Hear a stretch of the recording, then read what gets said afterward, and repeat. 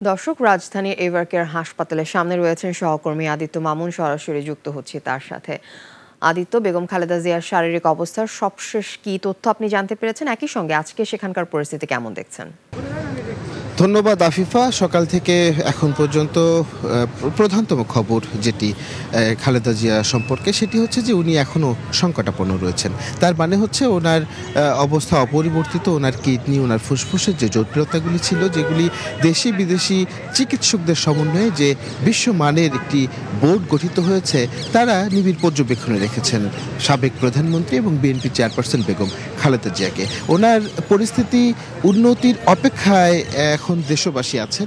দেশবাসী ওনার স্বাস্থ্যের উন্নতির যে প্রার্থনা, সেটি করেই যাচ্ছেন। এবং এখন পর্যন্ত আমরা যে বিষয়টি আপনাকে নিশ্চিত করতে পারি, সেটি হচ্ছে যে ওনাকে উন্নত চিকিৎসার জন্য যে বিদেশে নেওয়া হবে, লন্ডনে নেওয়া হবে, সেই জন্য কাতারের আমিরের পাঠানো কথা রয়েছে যে বিশেষ বিমান, সেটি জার্মান থেকে আনা হবে। আমরা দায়িত্বশীল একটি সূত্র থেকে জানতে পেরেছি যে সেটি আগামীকাল সকাল 8টা থেকে 9টার মধ্যে বাংলাদেশে এসে পৌঁছালেই আনুষ্ঠানিক যে প্রক্রিয়া, সেটি সম্পন্ন করে হয়তোবা সাবেক প্রধানমন্ত্রী বেগম খালেদা জিয়াকে উন্নত চিকিৎসার জন্য নেওয়া যেতে পারে। তবে তার আগে চিকিৎসক প্যানেল যেটি আছে, তাদের যে পর্যবেক্ষণ, সেই পর্যবেক্ষণের রিপোর্টটি অবশ্যই পজিটিভ হতে হবে। যদি পজিটিভ হয়, সেক্ষেত্রে তারা চিন্তাভাবনা করবে যে এই ক্ষেত্রে কত দ্রুততার সাথে তাকে উন্নত চিকিৎসাতে নেওয়া যেতে পারে।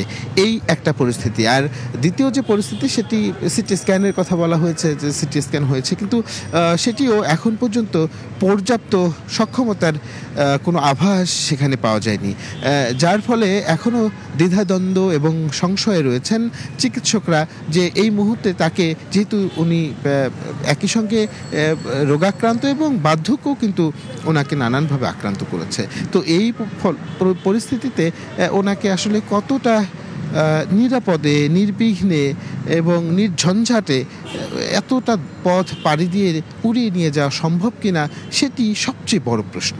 তো এই যখন পরিস্থিতি খালেদা জিয়ার, তখন ওনার যে পুত্রবধূ, বড় পুত্রবধূ, উনি দেশে আছেন এবং নিবিড়ভাবেই ডক্টর বা চিকিৎসকদের সাথে কথাবার্তা চালিয়ে যাচ্ছেন, পরামর্শ নিচ্ছেন এবং সেই অনুযায়ী কিন্তু চিকিৎসা চলছে এবং উনি সার্বিকভাবে পুরো বিষয়টা তদারকি করছেন।